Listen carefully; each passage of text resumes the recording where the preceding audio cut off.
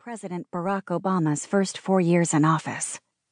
In my job as a reporter, which was very exciting, I went on trips with the President and the First Lady and traveled on the President's plane, which is called Air Force One.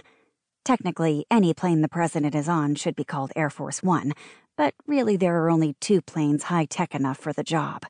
There are 2 planes, so that one is always ready whenever the President needs it, even at the last minute. When reporters travel with the President, they often become so distracted with the stories they are working on that they forget how historic it is to be sitting on that famous plane.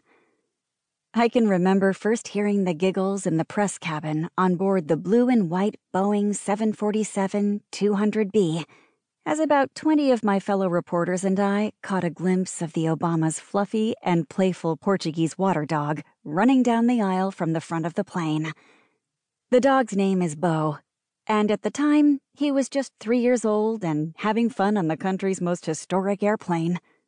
We all looked up from our laptops and our phones for a few wonderful minutes and took in the scene as a White House resident staffer desperately tried to summon the rascally Bo, his white paws bounding up and down the aisle and his tongue and tail wagging happily, back to the front of the plane where his family was waiting for him.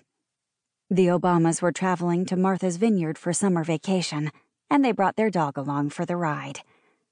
It was one of the rare moments when I caught a glimpse of the people who serve the first family but are rarely ever seen. It also reminded me that the President and his family are just like the rest of us. They like having their dog around to play with, too. And sometimes their pets don't follow the rules either. No matter what job you have someday, always be sure to take the time to look around you and soak in the special parts of it. In 2011, I was invited to a luncheon with First Lady Michelle Obama, along with about a dozen other reporters who covered the First Lady. I was nervous and excited. Lunch was served in the small and cozy old family dining room.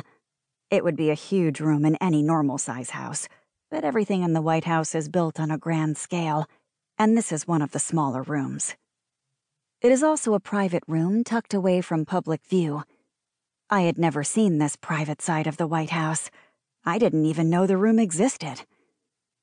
An elegantly dressed gentleman offered us champagne on a gleaming silver tray, and Michelle Obama called him by his first name.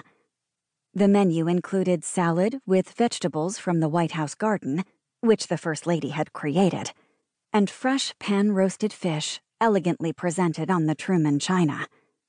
It's called the Truman china because the pattern for the dinnerware was picked out by President Harry Truman and his wife, Bess. In modern times, most administrations choose their own china. Each course was served by the butler, who clearly had a wonderful relationship with the First Lady. This is all very elegant, like being an English princess, I thought.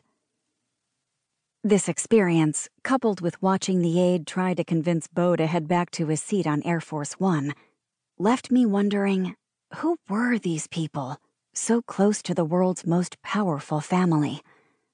So I made it a mission to find out who they were. Many people told me it would be impossible to get them to talk about their experiences, but they were wrong. Never let someone tell you that something can't be done. In my research, I interviewed dozens of current and former resident staff who have devoted themselves to caring for the first families. They are the housekeepers and butlers, the chefs, florists, plumbers, and painters, who are all incredibly proud of their work and who stay in their jobs for decades, serving the institution of the American presidency and not one particular president. They are not Democrats or Republicans, they told me. They are Americans. This is an important and often ignored part of our incredible democracy, and I'm excited for you to meet these loyal and hardworking people. Each staffer who has served at the White House has seen history, and each has incredible stories to tell.